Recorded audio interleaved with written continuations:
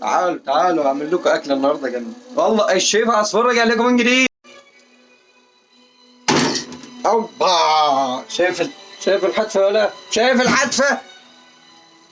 بتاع صدور دجاج، صدور دجاج. بص هتقطع بص الصدور هتقطع كده. انا مش عارف والله العظيم اقسم بالله ما عارف الاكله اسمها ايه، بس هو انا ايه مش عارف هي اختراع ولا مش اختراع. المهم هتقطع كده. خليك مع الله يكرمك وركز معايا وشوف انا هعمل ايه، وما تعملش زيي خالص لان هتعمل زيي وان شاء الله تروح في داهيه. حط لك شويه زيت من النوع بتاع العربيات دي عارفه، تمام. وتنزل بعد ما الزيت يسخن طبعا شايفين البتاع، وتنزل بسم الله. سامع بقى اجمل صوت في العالم هتسمعه الوقت. بسم الله. اوعى يا شيف عصفور.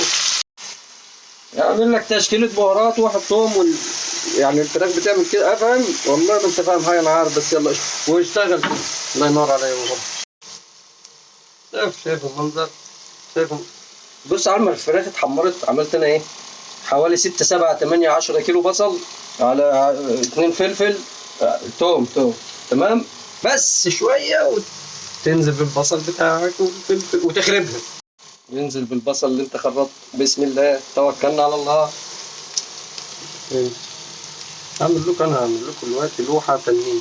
ينزل اخلص واجيلكم عشان انا ماسك جيبي وبلا يعني مونتاج من اي. انزل بالتوم.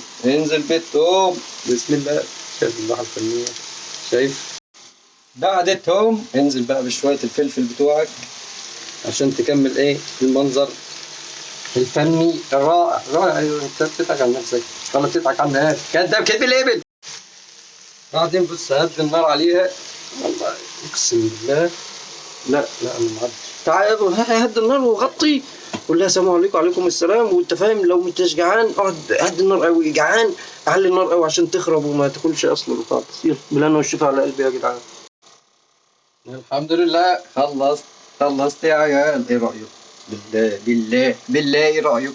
بسم الله ما شاء الله.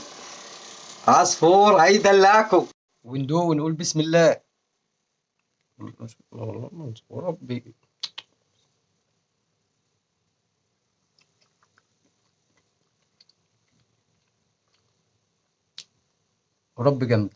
وربي جامده. انا يا جدعان اخسر فيكم وربي.